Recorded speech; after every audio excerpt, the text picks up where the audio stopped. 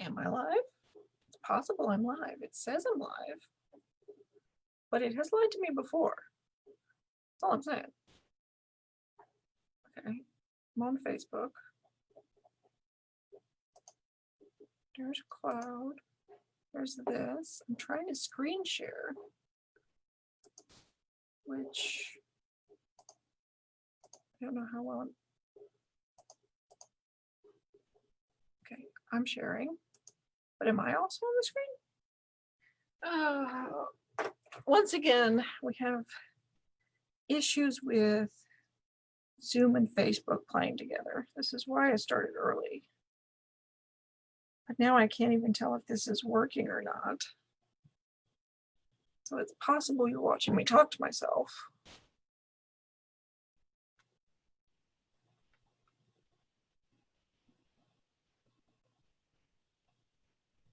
Oh, we are live and I am in the corner. Okay. Okay. So it is actually happening. Welcome to Tea and New Book Tuesday. After many technical snafus, I think I finally got Zoom to work with Facebook, which is lovely. It's all I ask, which means I can show you me and I can show you the book covers, which I've wanted to do all along. So yes, Tea and New Book Tuesday. There we go. All right. For October 27th, today's themes are going to be the left outs. So these are books that didn't end up on either of the new book flyers and that I haven't discussed before, but I still think they're worth looking at and you might enjoy them. Oh yes, for today's giveaway, I have a ton of books and I've been trying to figure out a way for you guys to be able to like pick which book you want and then I'll give you that. So what I've decided is put I want a free book in the comments, and if you're the winner, I will direct message you on Facebook with a picture of the shelves of books that I have to give away, and you can pick one of the titles and then I'll send it to whichever branch you prefer for pickup. So that's exciting. Today I am drinking very berry green tea. One of my coworkers, the lovely Meredith, who you can see doing story time on the children's page, bought me this at Marshall's. It's all sorts of cute little white and green teas. And okay, I don't know why that cover isn't coming up, but it's broken in the best possible way. By Jenny Lawson, which comes out on April 6th. I just read this. If you haven't read Jenny Lawson, you should. She's Southern, she's hilarious. She suffers from generalized anxiety disorder and I think rheumatoid arthritis, which either is an autoimmune disorder or she also has an autoimmune disorder. And all of that sounds very, you know, down and sad, but she copes through humor and has had the weirdest, wildest life. Her first two books are Let's Pretend This Never Happened and Furiously Happy, both of which are fantastic. Broken in the Best Possible Way is also really good. I really enjoyed it. If you are a frequent reader of Lawson's blog, you will recognize some of the content, but she has added new stuff, and the best stuff in the book is the stuff she's added. So if you want to read that, it will come out on April 6th. We're probably going to buy it. I think we're very, very likely to buy it because we bought our last two and they've checked out really well. So, and if you want to read my full review, it's up on Goodreads on the Tea and New Book Tuesday group. A Promised Land is coming out on November 17th. We do have the records up for the hardcover and the audio. So if you want to put that on hold, if you want to be one of the first people to read it, you're going to have to put it on hold. Because there's no way it's not going to be a bestseller. It's just going to be flying off the shelf. But right now there are slots available. All right. Also next up, I'm reading Ring Shout, which is one I featured on the show, and Friendshipping, which doesn't come out until next year. And we'll see which one I finish and can review for the next episode. All right. So let's talk about some oddball fiction. These are going to be all different genres, all sorts of stuff, but some neat titles that I didn't want you to not hear about just because they didn't end up on the new bookshelf. We shall start with The Golfer's Carol. This is by Robert Bailey. Bailey's an Alabamian. He's a lawyer. I think he's up in Huntsville or he's somewhere up north. He's not in Mobile. But this book is set in Decatur, and it's sort of, what did they describe it as? A Wonderful Life meets Field of Dreams. So this golfer is, amateur golfer, is on the edge of like ending it all. And the ghost of a friend of his comes and offers him to play 4 rounds of golf with 4 of his heroes. And each one of them ends up teaching him a different life lesson. So very A Christmas Carol too. This is such a unique title. His other books, because he's a lawyer, his other books are the McMurdy and Drake legal thrillers. Unsurprisingly, they're mysteries. But this is not like that at all. And it's, I think it will speak to people who are avid golfers themselves and are at sort of a middle-aged stage of their lives. So if you know anyone that you know is that person, then by all means recommend this book. It comes out November 3rd. Okay. The Bad Muslim Discount by SYED MASOOD. This is a debut author. It's described as irreverent, dramatic, and often hilariously funny. It's about a Pakistani family and an Iraqi family, both of whom emigrate to San Francisco. And it's their lives over sort of the first 2 decades. So starting in 1995 or something. And their fates are sort of intertwined. It's got a lot of early buzz, a lot of good early reviews. People are saying it's fantastic. And it comes out November 17th. All right. This is another Southern author, but this one is a debut Southern author. It's called Lord, the One You Love is Sick by KASEY Thornton. It's a literary. And it's about a town in North Carolina, and a young man in the town overdoses. We then go through sort of almost like a short story collection, but still all in the same town and still people who are connected. But it's the stories of the individual people in town, how they're affected by his death, and how his death sort of sets in motion a series of events that could make even more tragic. And they described it as,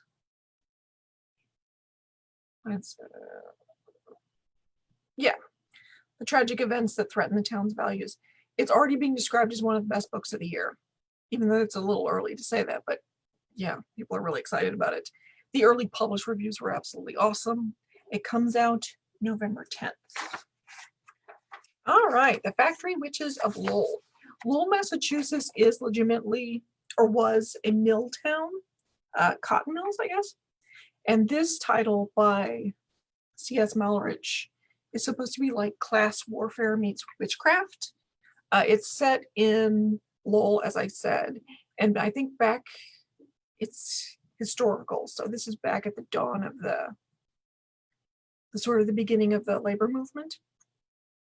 And it's about young women working in a cotton mill, and they're working long hours, and they're having to give most of their money to back to the company by way of the boarding house that they live in or that they're required to live in, and even risking their health because sort of the cotton filament could end up in their lungs. And then the owners decide to raise the rent on the boarding house, and the women decide to strike. So it has a very like underdog feeling about it. There also may be some same-sex lady love going on, but the early reviews are really solid, and I think it looks interesting. So it comes out on November 10th. So this is a thing I've been wanting to do forever, and I'm just now kind of figuring out how to do. I eliminate a lot of titles from this show because they're series, unless they're maybe the first in the series, but if you like to read a series, I'd still like to find a way to feature those. So this is how I'm going to do it. I'm calling them series or series to watch. And these are all either the first book or second book in their series. I may start featuring the final books in series 2, so you can go through and read the whole thing. The first one is a mystery. It's The Cipher. It's by Isabella Malandano. Malandano? This is a book 1. It's about an FBI agent who escaped a serial killer when she was a teenager. And then she gains notoriety, and as she does, and this is a decade or more later, the serial killer finds out who she is, or, you know, sees her and remembers her, and he commits a grisly murder to try and draw her into the investigation. Malando is a pretty well-established author, and this is already listed as a bestseller, even though it's not out yet. So far, there's only 2 books that are going to be listed in the series, but, you know, maybe if everybody likes it, she'll write more. And that comes out on November 1st. The Fires of Vengeance by Evan Winter is a fantasy novel. It's epic fantasy, and it's book 2 in the Burning series. Book 1 was The Rage of Dragons. They're calling it Game of Thrones meets Gladiator, which is fun. It's about a world caught in an eternal war and the young man who will become the people's only hope for survival. The world definitely includes dragons and people who can communicate with the dragons. It is also, and this is, I think, unique, or if you go over the history of epic fantasy, this is unique. It's written by a person of color, and it includes people of color in the narrative, which is always nice to see. It comes out, book 2, Fire of Vengeance, comes out November 3rd. Book 1 came out last year, and there's at least 1 more book coming in this series. And that comes out on November 3rd. All right, The Legacy of Steel by Matthew Ward. More high fantasy. This is book 2 in what's being called the Legacy trilogy. It's this author's, the first book was his debut novel. So this series is going to be his first 3 books, or 4. The first book was called Legacy of Ash. It came out last year. It's an epic tale of intrigue and revolution, soldiers and assassins, ancient magic, and the eternal clash of empires. The first one got a solid 4 stars on Goodreads, and so far it looks like Legacy of Steel is going to do just as well. That comes out on November 5th. All right, we got some nonfiction for the thinking, for when you feel the need to do some thinking. All right, the first one is Star Wars: The Triumph of Nerd Culture by Joseph Benson. I am all over this one. Even though it has just, this title is such a problem. Just, if you want to look for it, search for The Triumph of Nerd Culture. Do not search Star Wars. You'll get a million other things. But the book talks about the relationship between the fans and George Lucas. And this is one of those things that's super hard to explain about geekdom to people who aren't in it. Although maybe this is a fan thing and you feel this way if you're a fan of a football team or if you're a fan of a band or something. When geeks love something, we also really love to complain about it. Like, it's equal sort of love and frustration. And that's why something that's going to talk about George Lucas and the Star Wars fans dealing with him is so far up my alley. Because if you're going to talk about Star Wars, I'm in. If you're going to just rage at George Lucas, then I'm 100% in. But the author compares the relationship between Lucas and the fans let me switch that, the fans and Lucas, to the relationship between Luke Skywalker and Darth Vader, which also sums up my feelings about George Lucas. It promises to delve deeper into the Star Wars universe than anything else ever has. And it comes out November 12th. Oh, did I skip forward? I feel like I skipped forward. No, I didn't. For some reason, I put this one here. All right. This is a weird title because it's about a weird moment in history. And it's going to go into it in a way that nobody has up until now. I think the author's done a lot of new research. It's called Demon Haunted Land, Witches Wonder, Doctors and the Ghosts of the Past in World War II Germany by Monica Black. Okay, I need a drink before we get into this. So the story we tell about how Germany changed after the war is a lot about going from genocidal dictatorship to a democracy. And all of that is true. But there's a bunch of other stuff that is very weird and is also very true. Like this, I guess there was some faith healer who claimed to be a messiah, and a bunch of people in Germany were following him. They were starting to see visions of the Virgin Mary and traveling all over Germany to see the visions of the Virgin Mary. And they started accusing each other of witchcraft. And bear in mind, this is the 1940s. This is not the 1640s. They even had trials over it. I don't think they were trying the witches. They were trying people for defamation for calling someone a witch, which is such a pointless thing to call someone in the modern world. I don't even, honestly, I don't even know where to go with that. But basically, the author is arguing that the sort of supernatural obsession that developed stemmed from, surprise, surprise, unspoken guilt and shame about what they referred to as, oh, they called it the most recent past, the Holocaust. I think this might be a very weird look into the human psyche and probably fascinating. And it comes out on November 17th. All right, got another broken cover. Alabama Quilts, Wilderness Through World War II, 1682 to 1950 by Huff and King. I don't think this is going to be much of a page turner, but examining quilts in their cultural context and their history can be really interesting. And I think especially interesting to us because this is Alabama's history. So this might be worth checking out if just to pick up and flip through and maybe read one or two of the more interesting descriptions of the quilts and things like that. But I wanted you guys to know it's coming out on November 16th. All right. Singular Sensation, The Triumph of Broadway by Michael RIEDEL. This is about Broadway in the 90s. Apparently in the 80s, there was this big British wave, Andrew Lloyd Webber and Les Mis and all of that stuff. And then in the 90s, it sort of flipped and the American play started to push its way back into Broadway. So it covers the period from Rent to like The Producers. And it also discusses how straight plays started to come back in, even though they hadn't been big at the time, because of the success of Angels in America.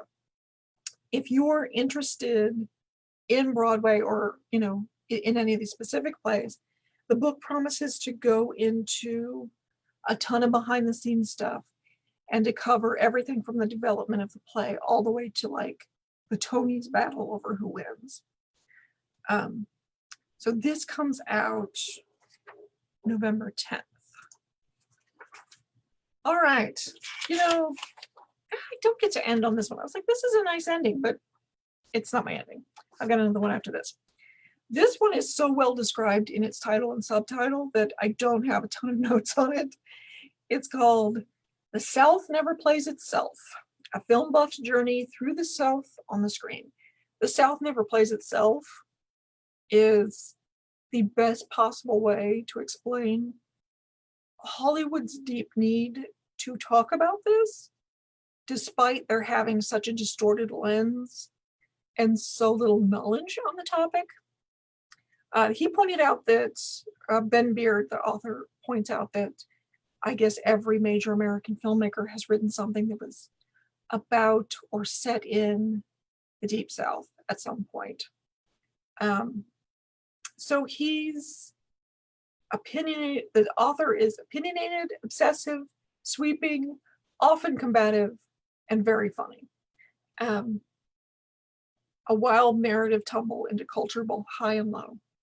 So yeah, I thought that would be really interesting, definitely for all of us here. And it's coming out November 10th. All right. Long Live the Queen, 23 Rules for Living Britain's Longest, from Britain's Longest Living Monarch. This feels a little self-helpy, but like cute, funny, self-helpy. It's supposed to be the secrets of royal self-preservation and radiance, and a fun way to get in touch with your inner royal. And I thought it looked cute. It comes out November 10th. All right. That is our books for November. Next week we move on to December already. I know. So if you want to win a free book, then put "I want to win a free book" in the comments. I will be sending you a direct message if you're the winner on Friday. I will need you to watch out for that. If we get to Monday and I haven't gotten a response, I'm going to go to the next person on the list. We, as I said, have a Goodreads group. I put links to all of these books there so you can look at the descriptions of the book. You can read other readers' reviews of it, and you can read my reviews for the books that I talk about that I've read here. If you want to subscribe to our newsletter, I did change the name. I changed it to MPL Preorders because I think that's more accurate to what I'm putting on the list. But it gives you a link for each book that goes straight to our catalog, so you can put it on hold. And yeah. Okay, join me next week and we will talk about December books. Now let me figure out how to stuff this thing. Okay, how do we get out of here? Oh, the technical problems never end, do they? Okay, no, how do I leave? See, now it's on.